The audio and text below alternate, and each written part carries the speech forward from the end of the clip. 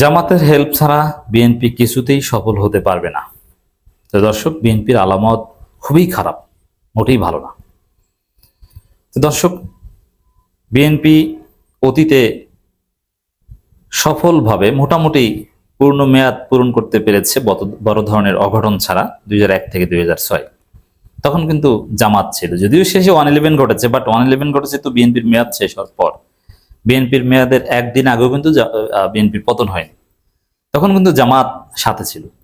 এবং তখনও ভয়াবহ দুর্নীতি করে, অর্থ পাচার করে একটা তুলকামাল কাণ্ড ঘটিয়েছিল বিএনপি সরকার। তার মধ্যে যতটুকু ভালো কাজ ছিল, নকল মুক্ত বাংলাদেশ গড়া, এবং 2টা মন্ত্রণালয় যারা দুর্নীতি মুক্ত ছিল বিকজ অফ জামাত ইসলামী।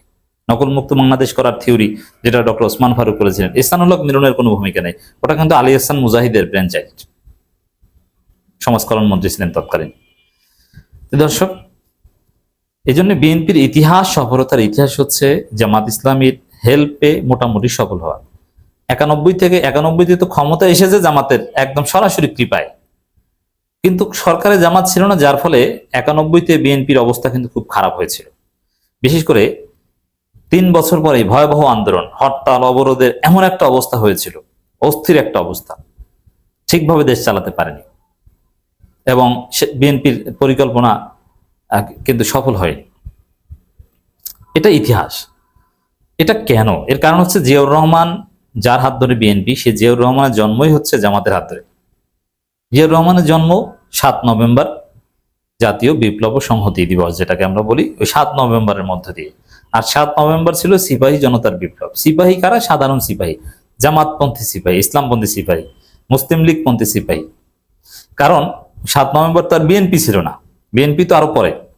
জনতা কারা? ঢাকার রাজপথে মিছিল করেছে, সমাবেশ করেছে ভিক্টোরিয়া পার্কে জামাতের ঢাকা মহানগরী তৎকালীন আমির, যে জামাত তখন নিষিদ্ধ ছিল। নিষিদ্ধ থাকলেও তো জামাতের কার্যক্রম চলত। জামাত এবং ইসলামপন্থীদের নিয়ে আরো অনেকে ছিল। 7 নভেম্বর একটা বিপ্লবের মধ্য দিয়ে জিয়াউর রহমানের উত্থান হয়েছে। তারপরে জিয়াউর রহমান আস্তে আস্তে জিয়াউর রহমান হয়ে উঠছে এবং বিএনপি কায়েম করেছে। যার ফলে জামাতের হেল্প ছাড়া বিএনপি আসলে কিছুই পারে না। এটা রক্ত মাংস, এটা বলে যে তোমরা সফল হতে হলে জামাত লাগবে। যেমন আপনার রক্ত চলাচল যদি স্বাভাবিক থাকতে হয়, তাহলে নিয়মিত কিছু আপনার খাবার খেতে হবে, আপনার রক্তের কিছু উপাদান খাবারের মাধ্যমে নিতে হবে, নইলে তো স্বাভাবিক থাকবে না। ওই রকম যে জামাত লাগবে। তো এখনকার দেশের যে অবস্থা, বিএনপি অ্যাবসলিউট মেজরিটি নিয়ে ক্ষমতা এসেছে। এবার তো প্রত্যাশিত ছিল আবার জামাত বিরোধী দল যে না, জামাত ছাড়াই বিএনপি সফল হবে। কিন্তু আমরা দেখতে পাচ্ছি কোনো একটা ক্রাইসিস বিএনপি ট্যাকেল দিতে পারছে না, একদম লেজে গোবরে মাখিয়ে ফেলে। ভয়াবহ রকমের ব্যর্থতা, ভয়াবহ রকমের ব্যর্থতা। এটা কোনো সভ্য দেশের সরকার হতে পারে না।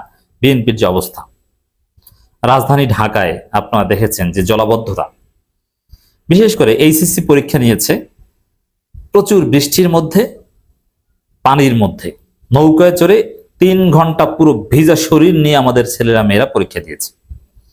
আপনি একটু চিন্তা করেন তো, কোন স্টুপিড গভর্নমেন্ট ছাড়া এই কাজ করে? যে পরীক্ষায় A+ পাওয়ার কথা, ঢাকার প্রথম সারির কলেজগুলোর শিক্ষার্থীরা, ফিজিক্স পরীক্ষা ছিল সম্ভবত, সবাই স্বপ্ন দেখেছে আমি ভালো করব, যেটা ভর্তি পরীক্ষার জন্য একটা গুরুত্বপূর্ণ সাবজেক্ট। তাই বৃষ্টিতে ভিজে যাওয়ার কারণে তাদের মনের অবস্থার উপর একটা মারাত্মক প্রভাব পড়েছে, অসুস্থ শরীর নিয়ে, এবং অনেকের অলরেডি জ্বর এসেছে। পরীক্ষা দিয়েছে, পরীক্ষা ভালো হয়নি, অনেকে কান্না করেছে। কি একটা অবস্থা! তো দর্শক, তো এই যে অবস্থা, এটা খুবই নেগেটিভ যে তারা কোনো একটা বিষয়ে ট্যাকেল দিতে পারছে না। এবং জনবদ্ধতার জন্য, মানুষের জন্য আমাদের নারীরা ভিজে যাচ্ছে, পড়ে যাচ্ছে, এবং রাস্তার এক পাশ থেকে আরেক পাশ নিতে 100 টাকা 150 টাকা ভাড়া নিচ্ছে, যেটা কয়েক সেকেন্ড লাগে হেঁটে যেতে, কিন্তু যেতে পারছে না পানির কারণে। কারণ গাড়িতে উঠতে হবে ওপার, তো ওপার যেতে হলে 100 টাকা নিতে হবে। কি একটা ভয়াবহ অবস্থা! এই জন্য রাষ্ট্রের ভূমিকাটা কি বলেন তো? অনেকে হেল্প করেছে, ডাকসু বিবি সাদিক কায়েমের তৎপরতা দেখেছেন ঢাকা বিশ্ববিদ্যালয় এলাকায়। কিন্তু সরকার কি করেছে, সরকার দলের লোকজন কি করেছে ঢাকায় এই পানিবন্দী মানুষের জন্য? কোন তাদের রেসপন্স দেখেছেন?